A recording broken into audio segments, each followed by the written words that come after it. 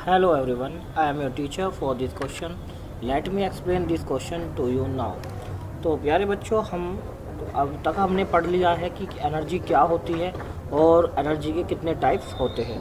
तो सबसे पहले energy the capacity of doing work, जो हमारे कार्य करने की क्षमता है, जिसके कारण हम कोई भी वर्क कर पाते हैं। चाहे हम कोई भी चीज़ हो, कोई भी चीज़ लिफ्ट करनी हो, कोई रेस करनी हो, कोई चीज़ को फेंकना हो, थ्रो करना हो, किसी चीज़ को उठाना हो, कुछ भी करना, एक जगह से दूसरी जगह ले जाना हो, तो उसमें कुछ ना कुछ हमें उस वर्क को करने के लिए क्या चाहिए होती है, कुछ हमारे अंदर कैपेबिलिटी होनी चाहिए, कुछ एक तरह की एनर्जी होनी चाहिए। तो ये जो हमारे काम करने की जो क्षमता है, उसी को हम क्या कहते हैं, एनर्जी।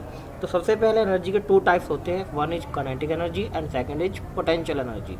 एंड दोनों को इनको अगर सम कर दे, काइनेटिक प्लस पोटेंशियल, इसको बोला जाता है मैकेनिकल एनर्जी। तो इस क्वेश्चन में हम काइनेटिक एनर्जी के बारे में डिस्कस करेंगे। फर्स्ट टाइप ऑफ एनर्जी कि what is kinetic energy, define kinetic energy and derive its expression। तो ये हम इस क्वेश्चन में करेंगे। और also we will see about the क्या पोटेंशियल एनर्जी क्या होती है, define potential energy, and also we will derive its derivation in this video. तो लेट्स सी इट्स सॉल्यूशन। तो इस क्वेश्चन में हमें सबसे पहले काइनेटिक एनर्जी के बारे में देखना है। तो देखिए, काइनेटिक एनर्जी होती क्या है।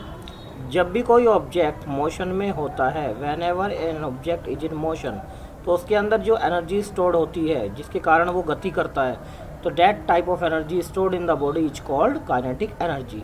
तो काइनेटिक एनर्जी क्या होती है बच्चों? काइनेटिक एनर्जी के is the energy possessed by body or contained by body, energy possessed by body, any object or body due to its motion, यानी गति के कारण किसी भी ऑब्जेक्ट के अंदर, मोशन के कारण किसी भी ऑब्जेक्ट के अंदर जो एनर्जी स्टोर्ड होती है, that is called its kinetic energy. यानी जब भी मोशन में कोई ऑब्जेक्ट हो तो समझ लीजिएगा उसके अंदर कौन सी एनर्जी है, काइनेटिक एनर्जी। और आइए उसका डेरिवेशन की हम बात करते हैं कि कैसे हम इसको डेराइव करेंगे काइनेटिक एनर्जी को, क्या इसका फॉर्मूला निकल करके आएगा। Let's see it's derivation. तो डेरिवेशन में सबसे पहले देखिए, हमें एक डायग्राम से समझना है। सपोज कीजिए कि ये एक ऑब्जेक्ट हमने कहाँ रखा हुआ है। Suppose this is an object of mass m, ठीक है, kept at the horizontal ground, ground के ऊपर ये रखा हुआ है। इसकी इनिशियल वेलोसिटी u, जिसको हम u कहते हैं, लेट इट बी 0, अभी ये रेस्ट में है, ठीक है। हमने इसके ऊपर एक कांस्टेंट फोर्स लगाया, let this force is capital F, एक फोर्स लगाया जिसके कारण ये अब क्या करेगी, मोशन में आ जाएगी। और मोशन में आने के बाद कुछ डिस्टेंस भी ट्रैवल करेगी। सपोज t टाइम तक वो डिस्टेंस ट्रैवल करती है, ठीक है, यहाँ से यहाँ तक ये इसने जो टोटल डिस्टेंस ट्रैवल किया, लेट इट बी s, ठीक है।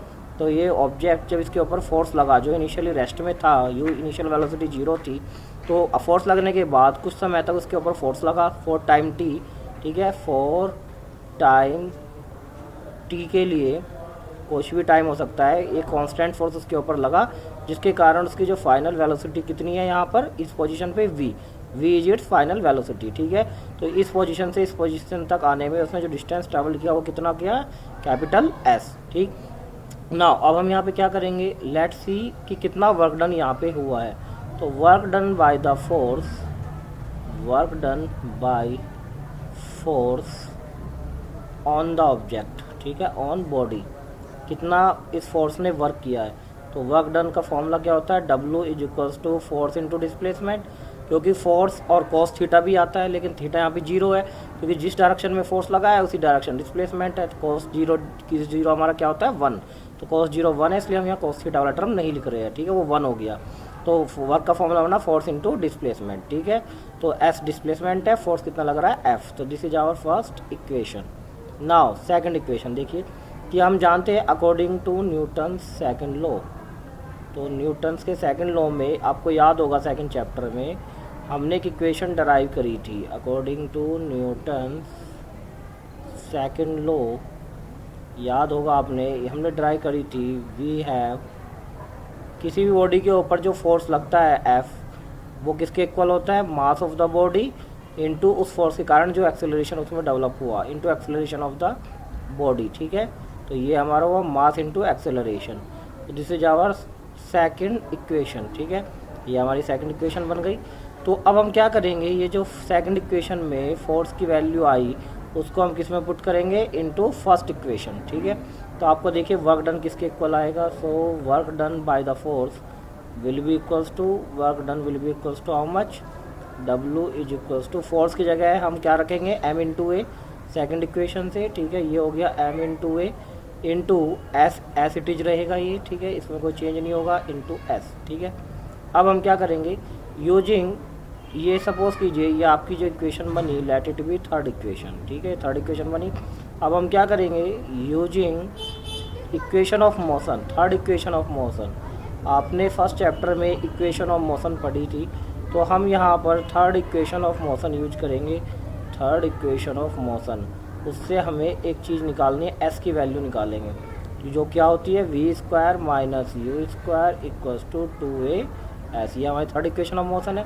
अब यहाँ पे इस सिचुएशन के हिसाब से u की वैल्यू 0 है, इनिशियल वेलोसिटी, तो हमारी जो फाइनल वेलोसिटी आएगी that will be v square minus u 0 है, डैट इक्वल्स टू 2, एक्सेलरेशन मान लीजिए बॉडी का a है ना, फोर्स के कारण, और डिस्प्लेसमेंट कितना कवर किया उसने, s, ठीक है। तो अब इसके बाद हम देखते हैं कि क्या बनेगा। अब हम यहाँ पर क्या देखेंगे कि ये इस इक्वेशन के अकॉर्डिंग ये इक्वेशन बनेगी we square equals to 2as। तो इस इक्वेशन से हम s की वैल्यू अगर निकाले, s इक्वल्स टू, तो वो आएगी वी स्क्वायर अपॉन 2a, ठीक है, let it be fourth equation. अब आपने थर्ड इक्वेशन में देखिए, आपकी ये थर्ड इक्वेशन थी, ये आपकी फोर्थ इक्वेशन है, तो फोर्थ इक्वेशन से इस s की वैल्यू हम कहाँ पुट करेंगे, इस थर्ड इक्वेशन में, ठीक है, s की जगह। तो थर्ड इक्वेशन में के अकॉर्डिंग तो work done will be equals to work done by the force, किसके इक्वल आएगा वो हम देखते हैं, work done by the force will be equal to m into a into s की जगह क्या रखेंगे, ये वैल्यू, यानी वी स्क्वायर अपॉन 2a, ठीक है, ये पुट कर देंगे, a से क्या हो जाएगा, कैंसिल हो जाएगा। तो वर्क डन की जो वैल्यू आएगी that will be m v square upon 2, ठीक है, इसे हम 1 भी लिख सकते हैं, 1/2 into half m v square भी लिख सकते हैं, ठीक है। तो वर्क डन किसके इक्वल आया, that is equals to 1/2 m v square. अब ये जो वर्क डन हुआ है इस फोर्स के कारण, इसी के कारण उसमें गति आई है, बॉडी के अंदर मोशन आया है ना, और जब मोशन होगा तो काइनेटिक एनर्जी होगी। जितना ज़्यादा वर्क डन होगा उतनी ही ज़्यादा उसके अंदर मोशन आएगा, उतना ही ज़्यादा उसके अंदर गति होगी, उतनी ही ज़्यादा उसके अंदर वो काइनेटिक एनर्जी प्रोड्यूस होगी, उसके अंदर स्टोर होगी। तो हम ये कह सकते हैं according to work energy theorem, जितना भी वर्क डन होगा that will be stored in the form of its kinetic energy, but total work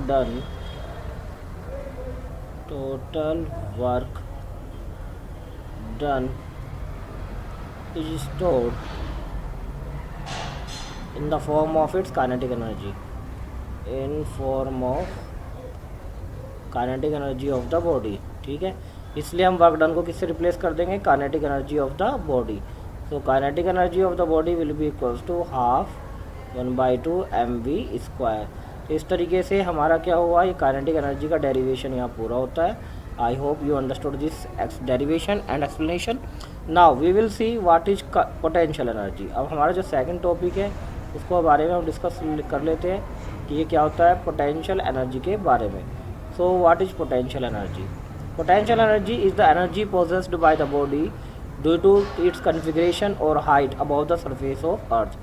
It is the energy possessed by object or body due to its position, configuration मतलब position, due to its position और configuration मतलब उसकी space के अंदर क्या जमावट है और वो कहाँ पर है, ड्यू टू इट्स पोजीशन और कन्फिग्रेशन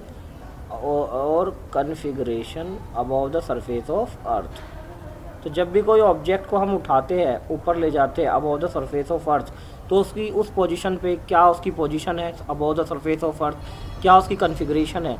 तो जब बॉडी को हम अर्थ की सरफेस से ऊपर ले जाते हैं किसी भी हाइट पर, चाहे वो कम हो या ज़्यादा, तो उसके अंदर लेकिन उस हाइट पर ले जाके उसको मूव नहीं कराना, उसको वहाँ पे रोक दे, तो उसके अंदर भी एक एनर्जी स्टोर्ड हो जाती है, that is called it's potential energy. तो इस पोटेंशियल एनर्जी का डेरिवेशन हम अपने नेक्स्ट उसमें करेंगे। तब तक के लिए बच्चों thank you very much. I hope you understood this explanation, so thank you.